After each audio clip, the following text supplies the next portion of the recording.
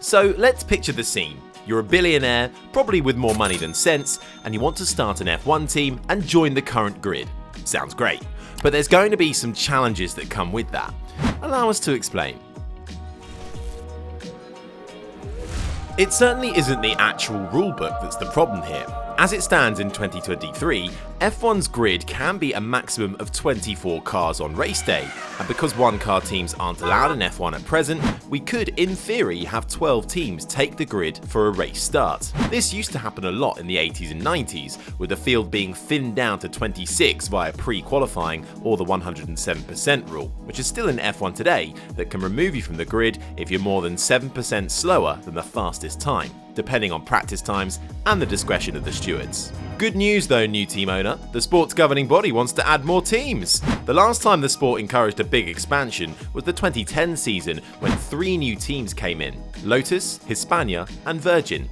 They were encouraged to enter from the FIA with $10 million of financial support and the promise of a budget cap to help manage costs. The bad news was it never materialised, and the potential regulation change led to massive political infighting and nearly led to a breakaway series. With poor results and a lack of long-term financial backing, all 3 teams would eventually fold by the end of 2016. But that's not a concern to you, rich person watching this video. You have all the cash you need to start an F1 team, and you're even prepared to lose some to make it happen. But there's another problem.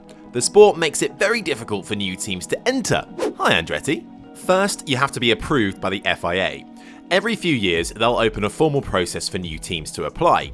You'll need to hand over $300,000 up front just for the FIA to consider your application, and then they'll look through it rigorously to see how it holds up. You'll likely need to have the foundations of your team set, like having a firm business plan, confirm where your funding's coming from, have a base of operations being prepared, how many staff are you hiring, that kind of thing. So good news, the FIA has looked at your business plan and they like it. They've given you their approval to join the grid in a few years' time. Excellent. But sadly, there's one more problem. You have to also get the sport's commercial wing on board too. And Formula One management generally aren't keen to expand their grid. Here's why. For the sport to avoid more embarrassment of a team entering the sport only to quickly leave it if they were out of their depth, the teams came together and added an Antidilution Clause into the sport's Concord Agreement in 2020. This meant that any new team to enter the sport from 2020 onwards would have to pay a one-off $200 million fee shared amongst the 10 current teams. This was seen by the teams as protecting their commercial value, as McLaren CEO Zak Brown said at the time. The $200 million is intended to really make sure that if someone is coming into the sport, that they have the wherewithal to do it, and we don't have what we've historically had, which is random announcements people are going to come in and then they never make it to the track. You would never see that, or I don't think you'd ever see it, in other major forms of sport. And it's only going to be even harder to get into F1 in the Liberty Media-owned era of the sport. F1 was bought by Liberty in 2017 for $4.6 billion.